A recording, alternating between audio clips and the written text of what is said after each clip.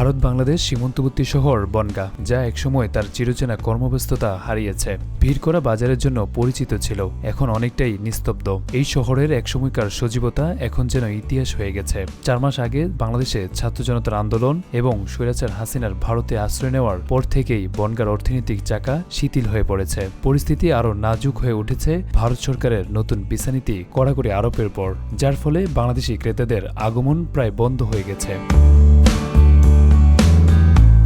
Times of ইন্ডিয়ার এক প্রতিবেদনে বনগাঁর বর্তমান অর্থনৈতিক অবস্থা তুলে ধরেছে, যেখানে বলা হয়েছে একসময় জমজমাট বনগাঁর বাজার এবং হোটেলগুলো এখন প্রায় ফাঁকা। বিশেষ করে মতিগঞ্জ এবং তাও বাজার, যেখানে বাংলাদেশি ক্রেতাদের ছিল ব্যাপক ভিড়, এখন হয়ে পড়েছে জনশূন্য। ব্যবসায়ীরা চরম অনিশ্চয়তায় ভুগছেন।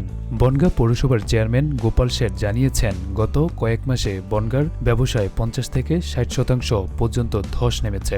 একসময় যেখানকার বাজার মুখরিত থাকত, সেখানে এখন নিস্তব্ধতা। তুলির দোকানের মালিক গৌতম হালদার জানান, বিক্রি 30% নেমে এসেছে। এর ফলে অনেক ব্যবসায়ী আজ দিশাহীন হয়ে পড়েছে। একসময় বাংলাদেশি পর্যটক ব্যবসায়ীদের আনাগোনায় বনগাঁর হোটেল খাত ব্যাপকভাবে সমৃদ্ধ হয়েছিল, তবে এখন সেই হোটেলগুলোর অবস্থা ভয়াবহ। যশোর রোডের মায়ের আশীর্বাদ গেস্ট হাউস এর মালিক চিত্তরঞ্জন সাহা বলেন, কোভিডের বছরগুলো বাদ দিলে এমন পরিস্থিতি আগে কখনো দেখিনি। হোটেলগুলো এখন প্রায় ভুতুড়ে হয়ে পড়েছে। বাংলাদেশি পর্যটকদের অভাবে শহরের হোটেল কর্মী, অটো রিক্সা চালক এবং কুলিরা তাদের আয় হারিয়ে ফেলেছে। মায়ের সন্তোষী লজের মালিক বিশ্বজিৎ দাস জানিয়েছেন, 1947 সালের পর থেকে এই খাতে যা উন্নতি হয়েছিল তা আজ হুমকির মুখে। এখনও কিছু বাংলাদেশি পর্যটক আসছেন, তবে তাদের ভবিষ্যৎ নিয়েও সংখ্যা রয়েছে। যশোর থেকে আসা রেহানা খাতুন বলেন, এমন পরিস্থিতিতে ভবিষ্যতে আসা সম্ভব হবে কিনা তা জানি না।